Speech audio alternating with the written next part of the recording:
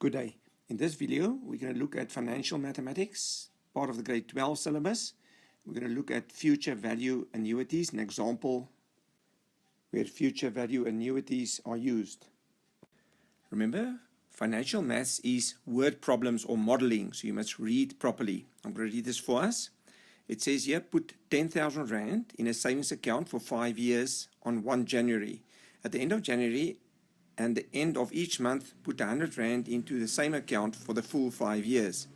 Interest rate is 10% per annum compounded monthly. How much in the account after 5 years, just after the 60th payment of 100 Rand? We will take the 10,000 Rand and put it in the compound increase formula. And we take the 100 Rand and put it in the future value formula. We are quickly going to mention what each letter in these formulas stand for. The A, which we don't know, is the 10,000 Rand plus the amount earned in interest at the end of the 5 years. You don't have to write that. The B is the 10,000 Rand, the present amount that we're going to invest. The X is the 100 Rand paid each month. The I you must watch out for. I is the interest rate each time you earn interest each month. Because they say 10% per year compounded monthly, we take 10 over 100, divide by 12, and the calculator will give you a 1 over 120 or 0.0083. Don't round off, and I said don't use this number, use this one rather. And store that in your A memory of your calculator. Next is N. N in the compound formula and N in the future value is different.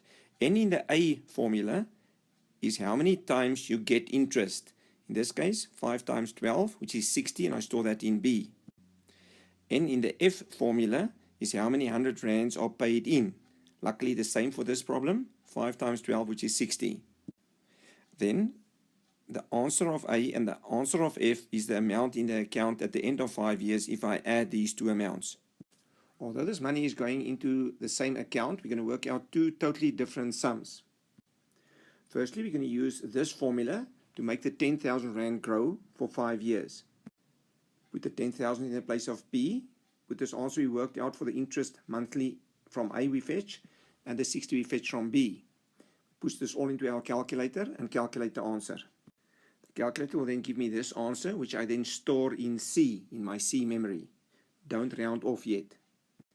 Then we use the future value formula to make the 100 Rands grow, the lots of 100 Rands that I put in over the 5 years. We fill in all the appropriate values for all the letters, the 100 Rand in the place of X, the I fetch from A again there and there, and I fetch my N from B again, the amount of 100 Rands I put in. I put this into my calculator, and I get this answer, which I then store in my D memory. Don't round off yet.